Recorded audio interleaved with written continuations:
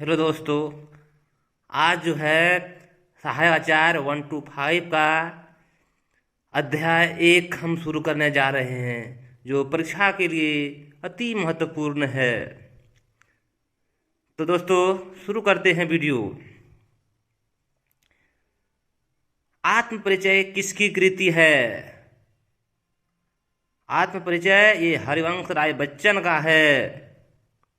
उसके बाद आत्म परिचय की प्रकृति क्या है? आत्म परिचय का जो प्रकृति है ये गीत है। आत्म परिचय गीत किसमें संकलित है? निशा निमंत्रण। ठीक है दोस्तों।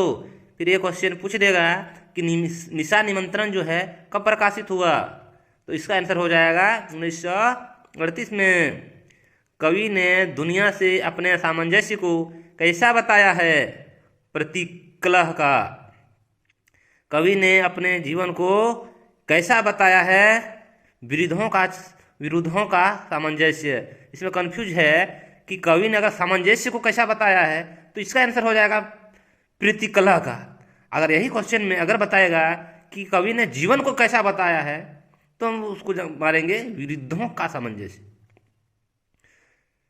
उसके बाद आत्म परिचय में कितने पद संकलित हैं? तो आत्म परिचय में 5 पद संकलित हैं। उसके बाद आगे बढ़ते हैं कि कवि हरिवंश राय बच्चन किस संबोधन को अस्वीकार करते हैं?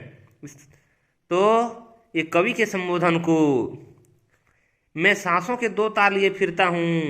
सांसों के 2 तार से क्या अभिप्राय है? इसका आंसर हो जाएगा कि जीवन की स्मृतियाँ, यानी कि सुख और दुख जो है संसार के 2 तार हैं। कवि किसका ध्यान नहीं करता है? तो इसका आंसर हो जाएगा जग का। कवि के अनुसार जग किसको पूछता है? तो इसका आंसर हो जाएगा कि जो जग का गीत गाते हैं। उसके बाद आगे बढ़ते हैं, कवि किसका गान करता है? तो इसका जो है सही आंसर हो जाएगा अपने मन का। मैं निज उर के उद्गार लिए फिरता हूँ। यहाँ उर के उद्गार से क्या तात्पर्य है? उर मतलब होता है दोस्तों हृदय। ठीक है, तो इसका आंसर हो जाएगा हृदय का प्रेम है आंसर। कवि को संसार कैसा नहीं भाता है? ये जो है इसका सही आंसर अपूर्ण संसार को नहीं भाता है। उन्मादों में अवसाद लिए फिरता हूँ। कौन सा अवसाद है? तो इसका सही आंसर हो जाएगा प्रेम का अवसाद। मैं जग जीवन का भार लिए फिरता हूँ। मैं किस तरह का भाव है? ये जो है कुंठा का भाव है। उसके बाद आगे बढ़ते हैं, कवि ने सुरा किसे कहा है? कवि ने सुरा स्नेह को कहा है। कवि ने संसार को अपूर्ण क्यों कहा है? तो कवि जो है इस अपूर्ण संसार जो है उसके पत्नी की मृत्यु के बाद, तो अपनी पत्नी की मृत्यु के कारण वो बताया है कि अपूर्ण संसार है। कवि अपने अपूर्ण संसार की पूर्ति किससे करता है? तो इसका सही आंसर हो जाएगा कि स्वप्न से।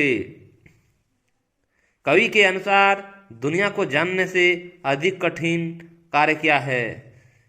इसका सही आंसर हो जाएगा कि दुनिया को जानने से अधिक कठिन कार्य स्वयं को जानना है। मैं हाय किसी की याद लिए फिरता हूँ। मैं कवि ने किसे याद करता है? तो कवि जो है अपनी पत्नी को याद करता है। कवि अवसादग्रस्त क्यों है? इसका सही आंसर हो जाएगा कि विरह व्यवस्था के कारण। आगे बढ़ते हैं दोस्तों। उसके बाद अगला क्वेश्चन है कि नादान नहीं है हाय जहाँ पर दाना। यहाँ पर दाना जो है किसके लिए प्रयुक्त किया है? तो दाना जो प्रयुक्त हुआ है ज्ञानवान व्यक्ति के लिए। मैं प्रति जग पग से उस पृथ्वी को ठुकराता। यहाँ उससे क्या तात्पर्य है? कि धन दौलत और वैभव से युक्त। उसके बाद आगे बढ़ते हैं में बना बना कितने युग रोज मिटाता। से क्या तात्पर्य है कि नई नई आदर्श बनाना। उसके बाद आगे बढ़ते हैं। मैं सीख रहा हूँ सीखा ज्ञान भुलाना। यहाँ सीखा ज्ञान से क्या तात्पर्य है कि पुरानी बातें। कर यत्न मिटे सब सत्य किसी ने जाना। यहाँ किस सत्य की बात हो रही है? यहाँ जो है जीवन की सत्य क्या बात हो रही है। कवि ने नादान किसे कहा है?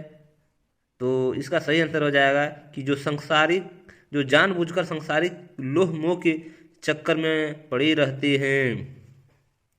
कवि ने स्वयं को कौन सी उपाधि दी है? तो कवि ने संसार का नया जीवन को दिया है, नया दीवाना। अगला क्वेश्चन है, कवि ने स्वयं को दीवाना क्यों कहा है? इसका सही आंसर हो जाएगा प्रेम की मदिरा का पान कर झूमने के कारण। संसार के लोग क्या कहकर झूमने लगते हैं?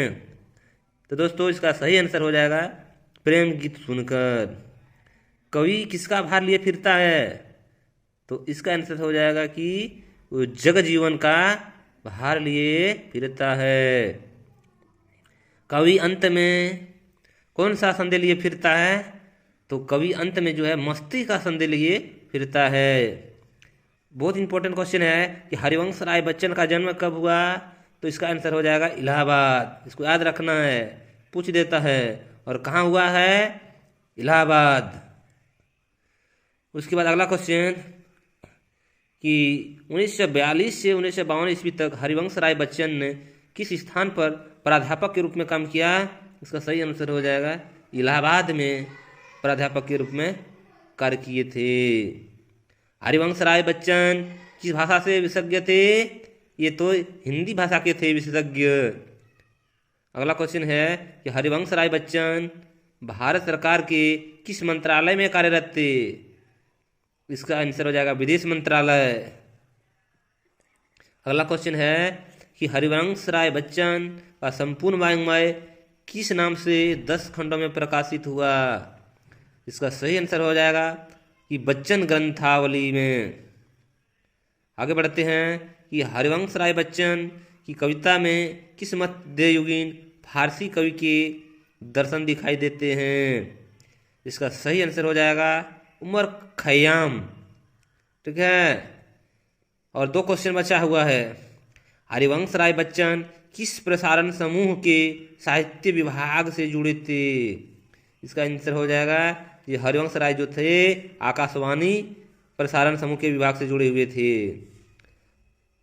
इस अध्याय का लास्ट क्वेश्चन है कि हरिवंश राय बच्चन की मृत्यु कब हुई? इसका सही आंसर हो जाएगा 2003। और क्वेश्चन पूछ देगा कि हरिवंश राय की मृत्यु कहाँ हुई? इसका आंसर हो जाएगा मुंबई, जो कि महाराष्ट्र में है। ठीक है दोस्तों, अगला वीडियो में MCQ कराएंगे, इसको अच्छी तरह से पढ़ लेना है।